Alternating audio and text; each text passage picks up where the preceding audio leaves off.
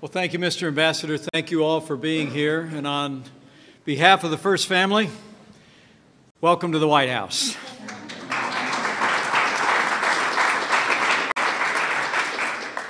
I bring greetings from the President of the United States of America, President Donald Trump.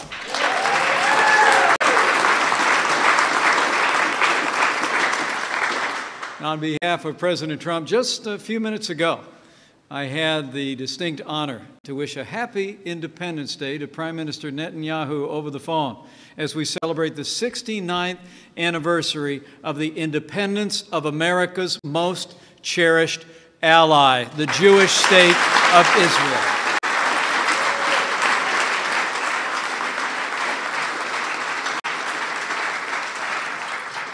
I want to thank all the distinguished guests who are here and members of Congress who've made time to come to the White House this afternoon. And people representing a broad spectrum of Americans who all cherish the relationship that the American people have enjoyed throughout these 69 years with the people of Israel. It's humbling to be here with you on this remarkable and even a hallowed day. The Secretary Stephen Mnuchin to Ambassador David Friedman.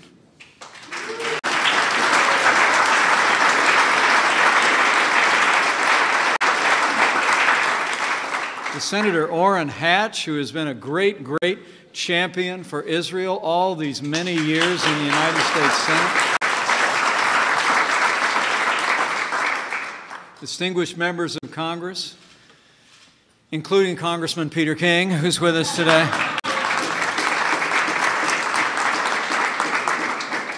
The Republicans and Democrats who are gathered here, honored guests, my fellow friends of Israel, thank you. On behalf of the President of the United States, just thank you for being here today at the White House to celebrate this day, the anniversary of a moment that will be remembered for eternity. You're all here, all of you, regardless of your home, your creed, because on this day, the 5th day in the month of Iyar, in the Hebrew calendar in 1948, nothing short of a miracle occurred. On that day, in the ancient and eternal homeland of the Jewish people, the state of Israel was reborn in our country.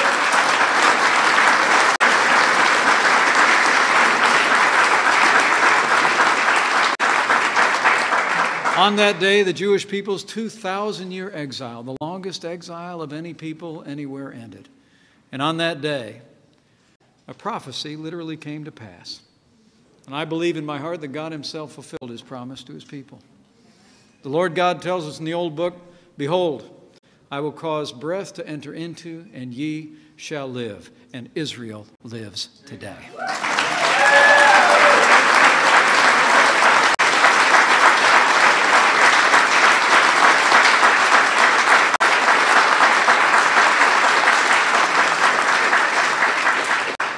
Today and every day, the state of Israel and her people bear witness to God's faithfulness as well as their own. How unlikely was Israel's birth? How much more unlikely has been her survival? And how confounding against all odds, both past and present, has been her thriving. Since the moment of their independence, the Israeli people have awed the world with their strength of will and their strength of character. They've turned the desert into a garden, scarcity into plenty, and the people of Israel have turned hope into a future of security and prosperity. And at all times, in war and in peace, the people of Israel, the Jewish people, have held their heads high. Every day, Israel takes the curses and slanders of too much of the world and turns them into blessings. The dignity of the people of Israel rebukes all who condemn them, not for what they do wrong, but they condemn them for what they do right. And under President Donald Trump, let me assure you of this: if the world knows nothing else, the world will know this: America stands with Israel.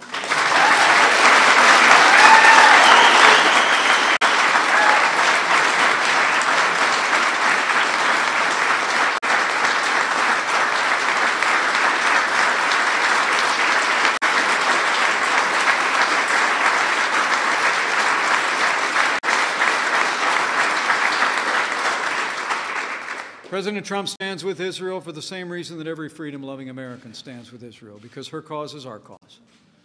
Her values are our values, and her fight is our fight. And President Donald Trump is a lifelong friend and supporter of the state of Israel and its people. You know, I've seen firsthand the President's deep affection for Israel and all who cherish her, and so has the world. Just last week, President Trump stood with Holocaust survivors during the National Days of Remembrance, and he declared, quote, "I will always stand with the Jewish people, and I will always stand with our great friend and partner, the State of Israel."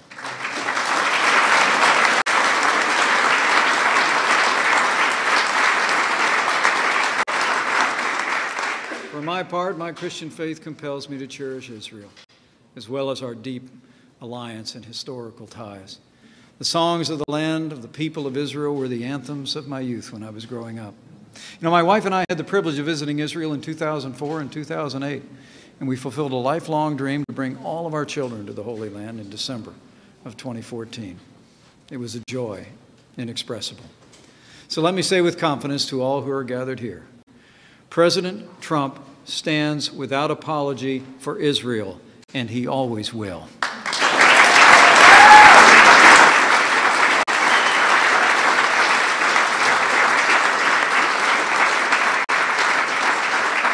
Just look at the actions our president has taken since he took office. The president named David Friedman to represent the United States of America in Israel.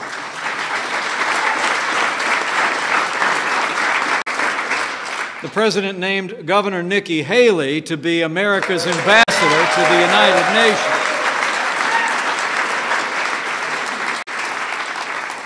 And the President of the United States, as we speak, is giving serious consideration to moving the American embassy in Tel Aviv to Jerusalem.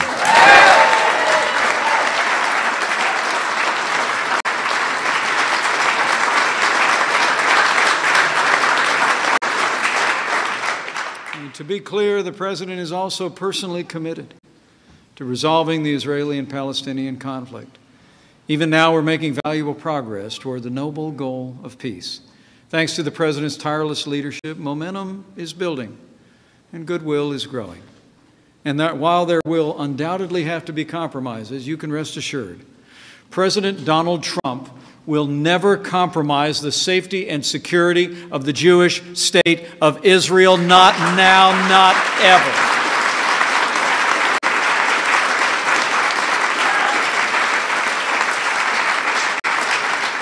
President Trump has made it clear America stands alongside Israel, his friends and his allies, as together we confront those enemies who threaten our people and all that we hold dear.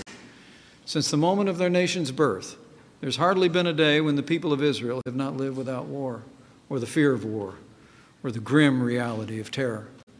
Know today that our prayers for the safety of the people of Israel, each and every day, go from the hearts of the American people to heaven. And know that Israel does not stand alone. Today, under President Donald Trump, America's support for Israel's security is at record levels.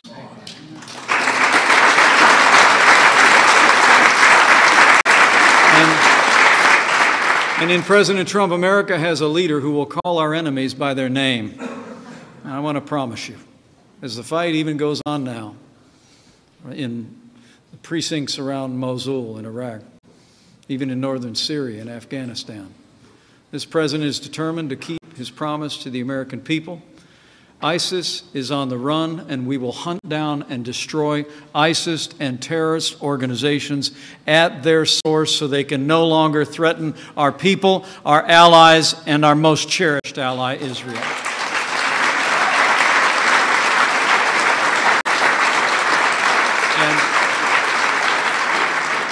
And under President Donald Trump, America will stand strong in the face of the leading state sponsor of terrorism. This administration has put Iran on notice. America will no longer tolerate Iran's efforts to destabilize the region and jeopardize Israel's security. Under President Donald Trump, the United States of America will not allow Iran to develop a nuclear weapon.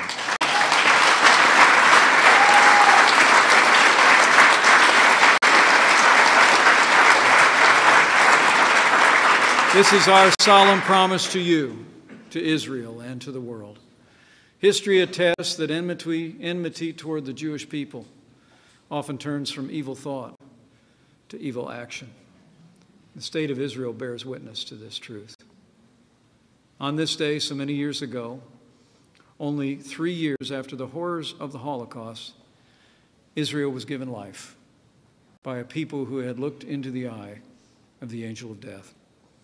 The Jewish people had persevered through history's darkest hour, for in that darkness shine the light of faith, of hope, and of love.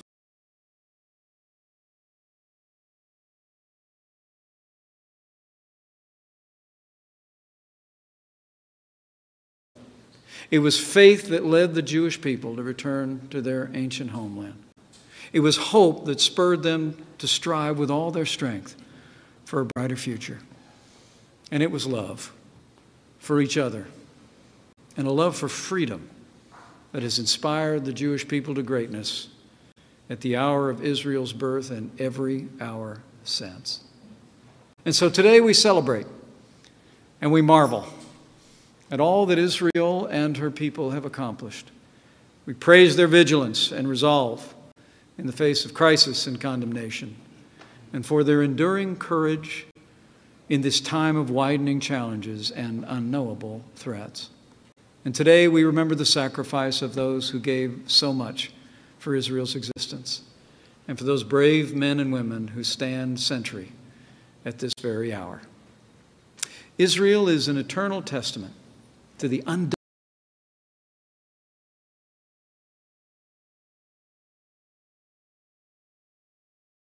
undying fortitude of the Jewish people, to the unfathomable power of human freedom, and to the unending faithfulness of God. Indeed, though Israel was built by human hands, it's impossible not to sense that just beneath her history lies the hand of heaven. For as God tells us in His Word, speaking to His people so long ago, I know the plans I have for you, plans to prosper you and not to harm you, plans to give you hope and a future. I believe these words are as true today as they were in millennia past, and so I say with confidence, with your help, with God's help, through the strength and courage of the people of Israel and all who cherish her, and with President Donald Trump in the White House, the best days for Israel and America are yet to come. Thank you very much. May God continue to bless and protect Israel and her people, and may God bless America.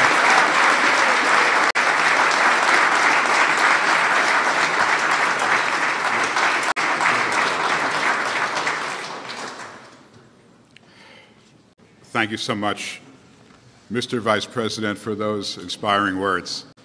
I have to say that my father was a distinguished rabbi who passed away some 12 years ago, and as I listened to the Vice President, I heard his words as well. Those were extraordinarily inspiring words, and I'm very grateful for them. Ladies and gentlemen, Chag Yom Ha'atzmaut Ma'ut Sameach L'chol Ohavei Medinat Yisrael. Happy Israel Independence Day to all those who love and admire the state of Israel. My heartfelt thanks to President Trump and Vice President Pence for initiating what we hope will be a joyous annual event for many years to come. Some 3,000 years ago, the great biblical warrior and poet, King David, established the United Kingdom of Israel with Jerusalem as its capital.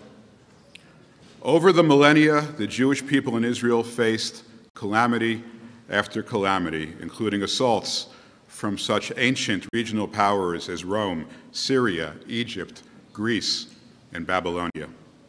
But a courageous core always persevered, overcoming physical threats, poverty, and other challenges to remain in their beloved homeland. For some 400 years prior to World War I, Jews in Israel were subjects of the Ottoman Empire. With the conclusion of the First World War, that came to an end and a new Jewish Commonwealth began to take form. By 1948, the Jews in the land of Israel weakened by the atrocities of the Holocaust, but determined never again to return to those dark days, established a provisional government with the endorsement of the United Nations. On May 14th, 1948, corresponding to the 5th day of Iyar on the Hebrew calendar, today's date on the Hebrew calendar, David Ben-Gurion read Israel's Declaration of Independence from a museum in Tel Aviv. The world waited with bated breath to see if any nation would recognize the nascent state of Israel.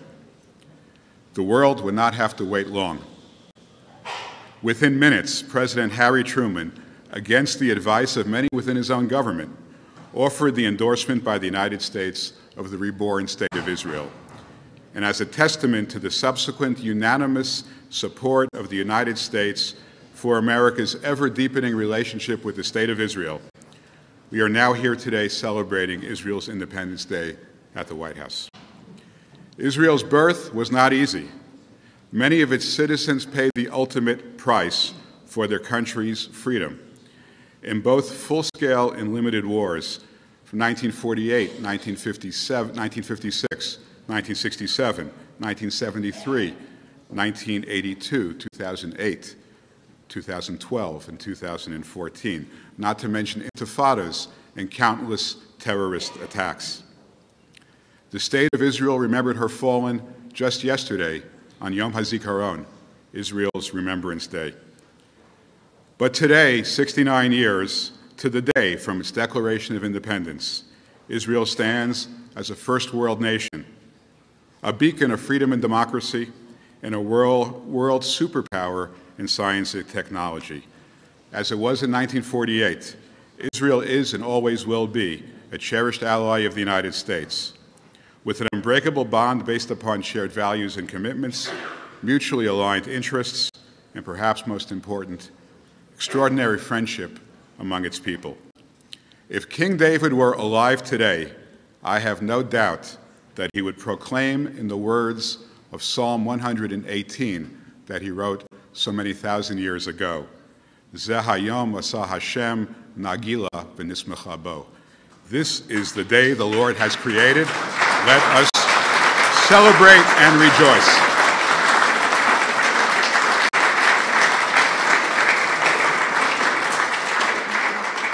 It's now my pleasure to introduce the first of our two remaining speakers.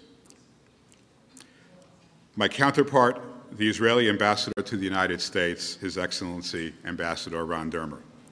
In my short tenure as the United States ambassador to Israel, I've had the opportunity to work closely with Ambassador Dermer.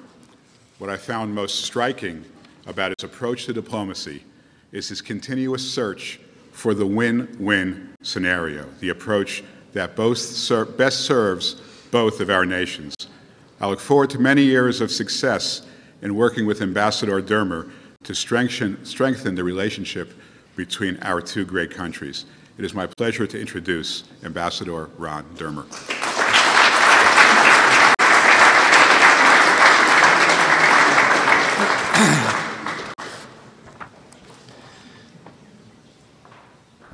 I want to thank Vice President Pence for hosting this special and even maybe historic event, and for his profound friendship to the Jewish people and to the Jewish state.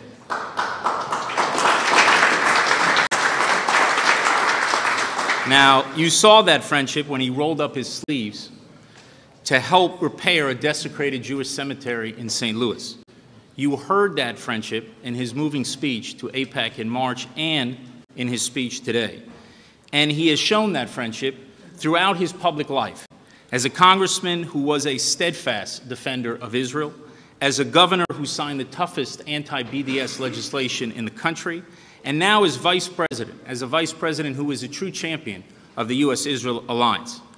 Now, on a personal level, I have known the vice president for many years. We have gone to a Pacers Heat game together, which the Pacers unfortunately won, forcing me to bear the humiliation of wearing a Pacers kippah all around Indianapolis the next day. We went to the Indy 500 together, where a driver named Kna'an almost pulled off a miracle.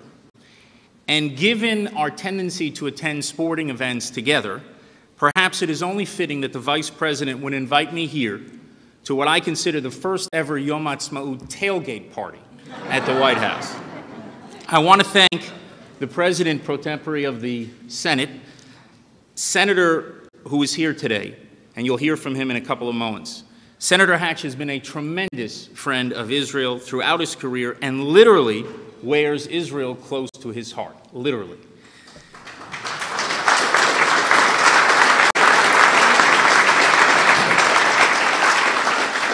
I also want to use this opportunity to congratulate once again my counterpart, the new U.S. Ambassador to Israel, David Friedman.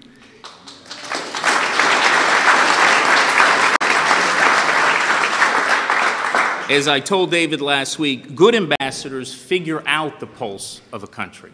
Great ambassadors can feel the pulse of a country.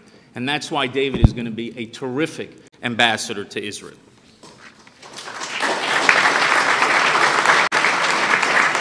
Israel looks forward to your arrival in a couple of weeks, hopefully followed by the arrival of another unnamed senior U.S. official. I also want to recognize Jason Greenblatt. Jason, I think you'll agree with me that we have spent far too much time together over these last few months. You're only working on trying to bring peace to the Middle East. How hard can that be? I mean, why all these meetings? Just let's get on with it. But seriously, Jason, it is not every day that you meet someone in such a high-profile position who is such a mensch, and it is an absolute pleasure to work with you, so thank you.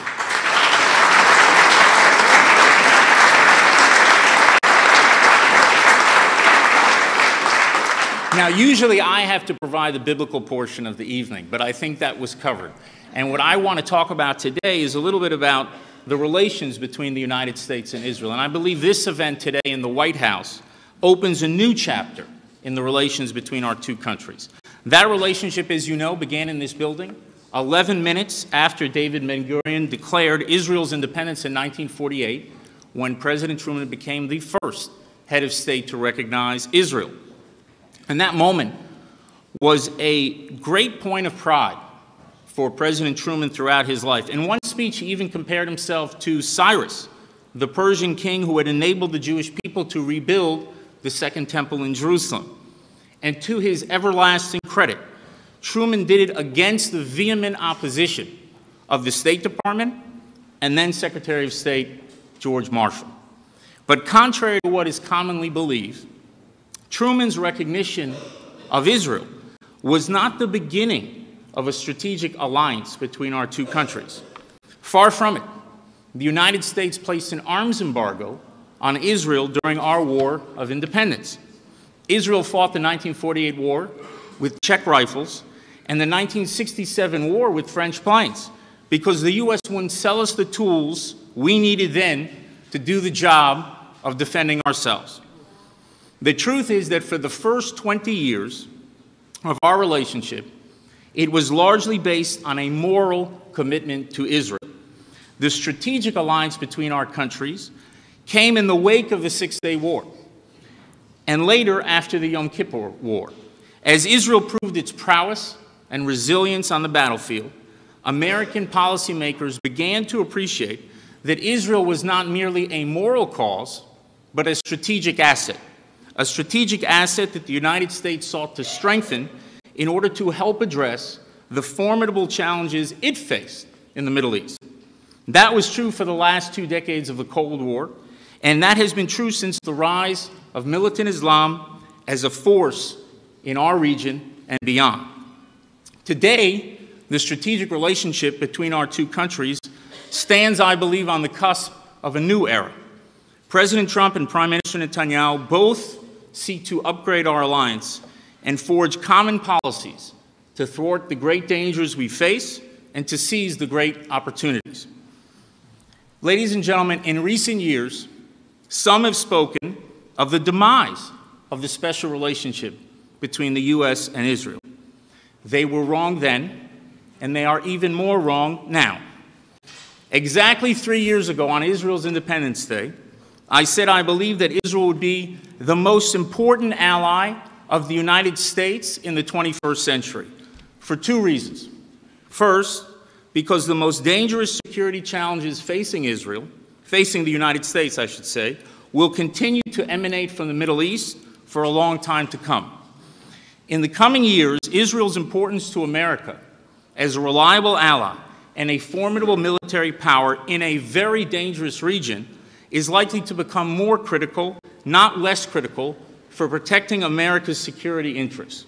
Second, the 21st century is a century of knowledge, in which prosperity in the developed world will be driven primarily by a country's ability to innovate. There are two great centers of innovation in the world today. One is in Silicon Valley, and the second is in Israel.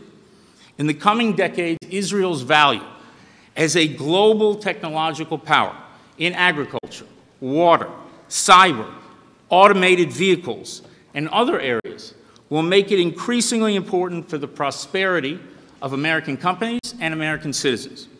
But beyond security and prosperity, beyond the more closely aligned policies of our two administrations, I believe there are even deeper forces that will bring America and Israel closer together, like our shared values, the idea that all are created equal in the image of God, that no one is above the law, that compassion for the most vulnerable is a sacred obligation, ideas which have been a moral compass for generations of Americans. Those ideas were first championed thousands of years ago by the prophets of the Jewish people, and today are fused in the national identity of the Jewish state. As these values come under further attack in a region where women face rampant discrimination, Christians are decapitated, minorities are decimated, gays are hanged, Israel will increasingly stand out as a beacon of humanity and decency that will bring our countries together.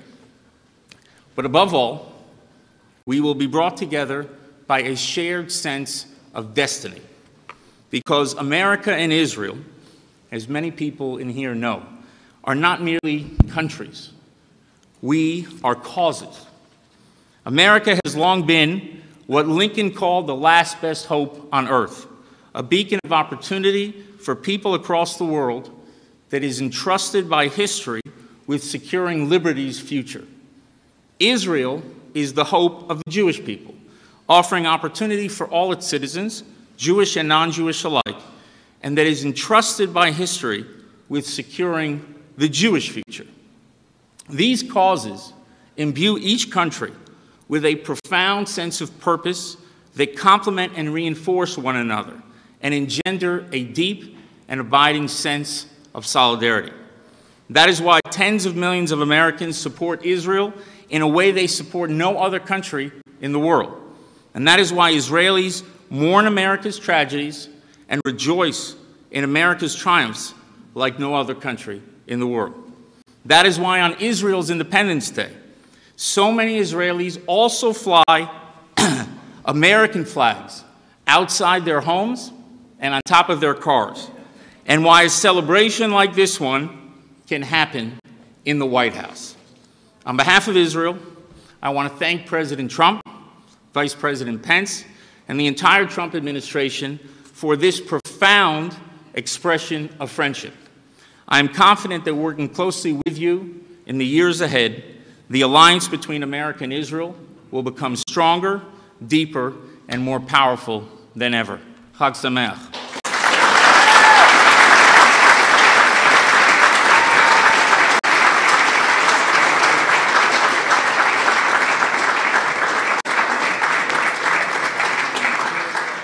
Thank you, Ambassador Dermer. I notice everybody today is wearing a white shirt and a blue tie. I don't know if there's any significance to that. Prior to the Senate's vote on my nomination, I had the privilege to meet with approximately 40 members of the United States Senate, a process that spanned several weeks. One day, I was brought to a beautiful, ornate door adorned with a magnificent mezuzah, the traditional encased parchment containing words from the Torah that is affixed to a Jewish doorpost. I was unaware that the Senate had opened the synagogue. It turns out the Senate had not opened a synagogue, nor should it open a synagogue, but that mezuzah guarded the door of someone every bit as divine, Senator Orrin Hatch.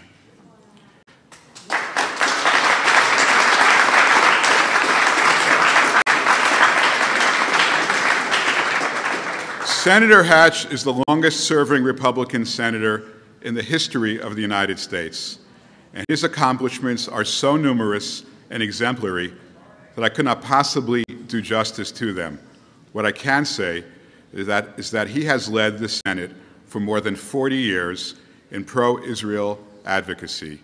And we are fortunate indeed to have him with us today. It is my distinct honor to introduce our last speaker, Senator Orrin Hatch.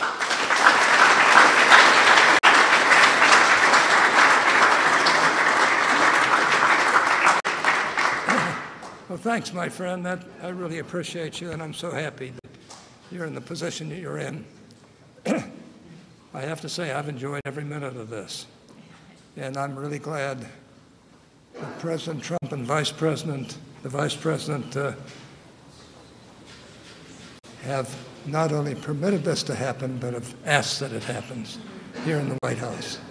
And I really appreciate this on behalf of all of you who support Israel so strongly. There's nobody supports Israel more than I do. And of course, you know, in Utah, we have a large freshwater lake 40 miles south of a large salt lake. And people think there's quite a parallel between Israel and Utah because of that. But it isn't because of that there's a parallel. It is that the vast majority of people in Utah, at least 60% of them, are Mormons, who actually are the strongest supporters of Israel outside of Jewish people in this country and in the world. We love Israel.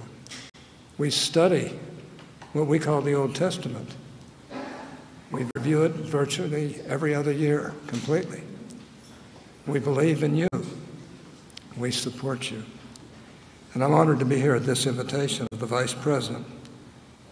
I love participating in Hebrew holidays and traditions, so much so that I've been called the most Jewish Mormon in Congress. And I'm proud of that moniker, and coincidentally, I turned 83 just a couple of weeks ago.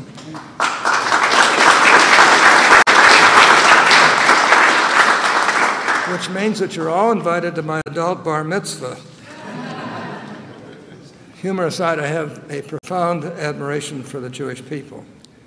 As a symbol of my respect, I do wear a mezuzah around my neck, which I've worn for better than 40 years. I never take it off. I take it off at night. I may have missed 2 days in 40 years. And I wear that just as a constant reminder of my obligation to the people of Israel and to you folks who support Israel so much as do I. It's a symbol of my respect. And all I can say is the mezuzah serves as a symbol of my commitment to the state of Utah, and it represents the affinity that I hold for the Jewish people. I truly love you. I just think you're terrific. I pray for you, and I will always, always fight for you. Among the greatest honors of my public service was when I had the privilege of representing the United States Senate in a special visit to the Holy Land last year. There, my admiration for Israel only grew as I met with the ranking government officials, including Prime Minister Netanyahu. Bibi and I are close friends, and our relationship has only deepened over the years.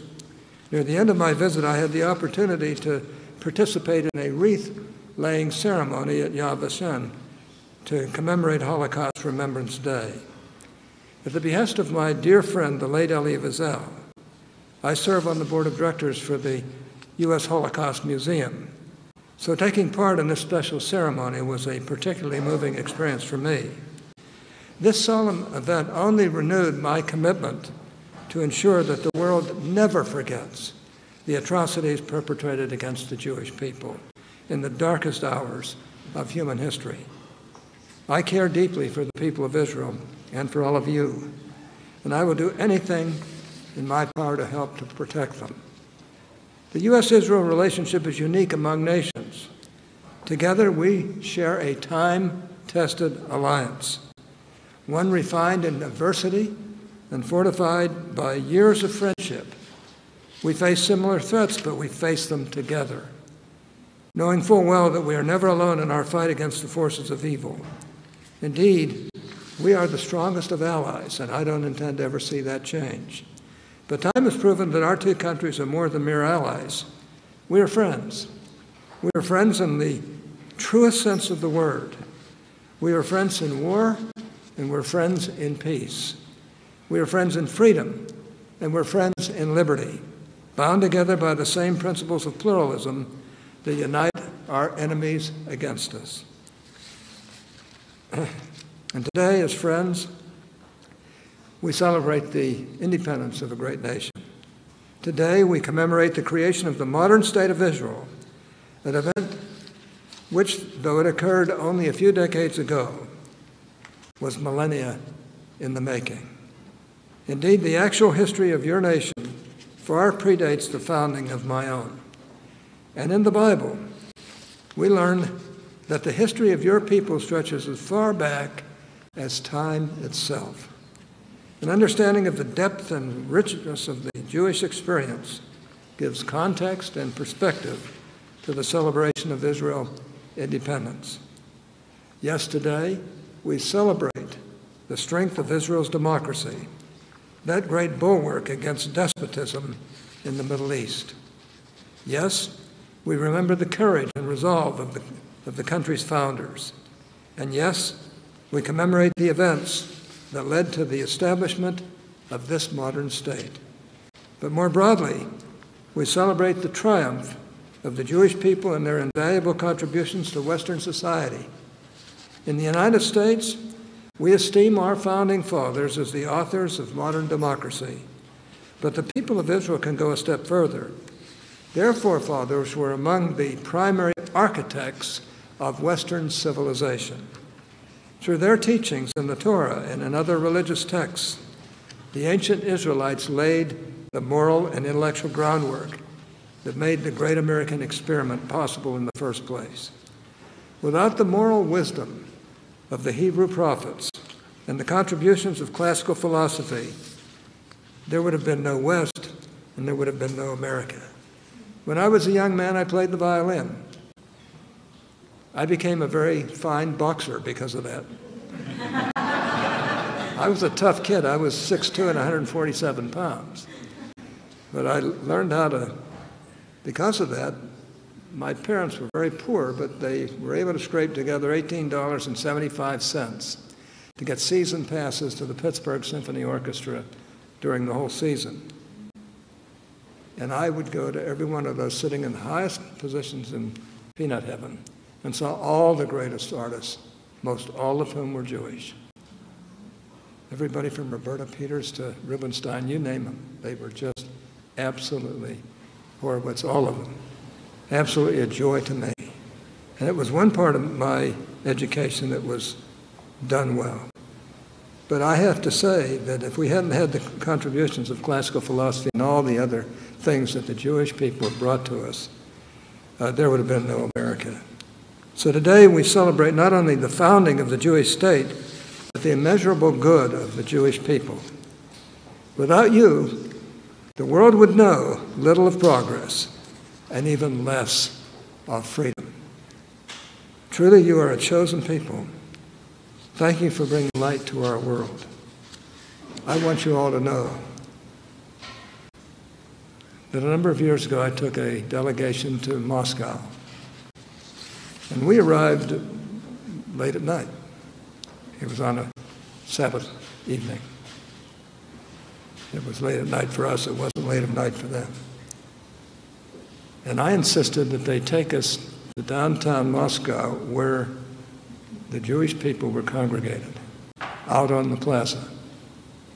They said, we won't do it, the State Department said. I said, yes, you will. They said, you can't do it. It would be an insult to the Soviets. I said, good. I said, we're going to do it, and we're going to do it with or without you. So just get on the phone and get the cars, and we're going to go. So we did. And there were about 150 people there.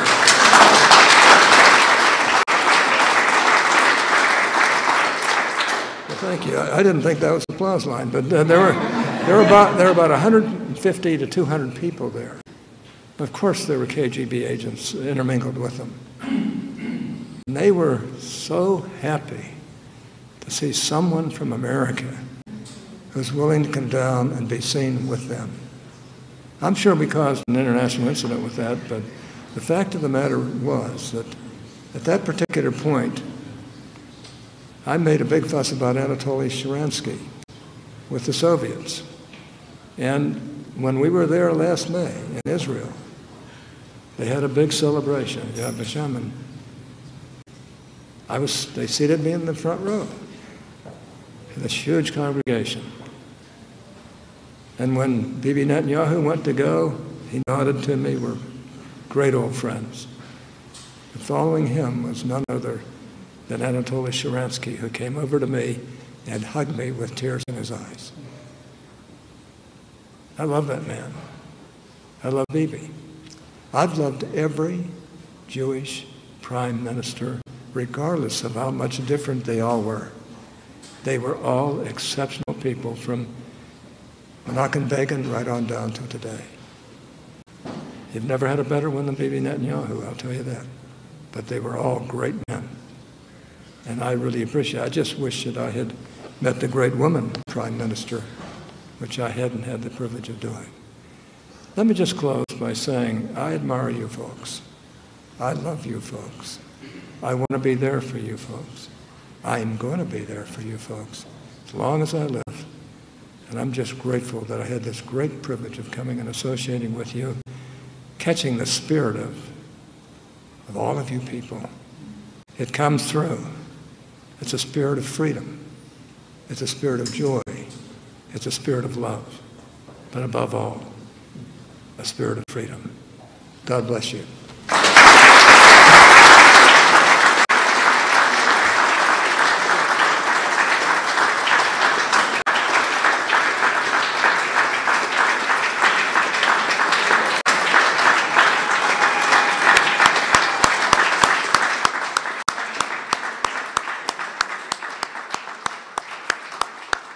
Ladies and gentlemen, thank you so much for attending this historic event. May God bless the State of Israel. May God bless the United States. And may God bless the enduring, unbreakable bond between them. Thank you very much.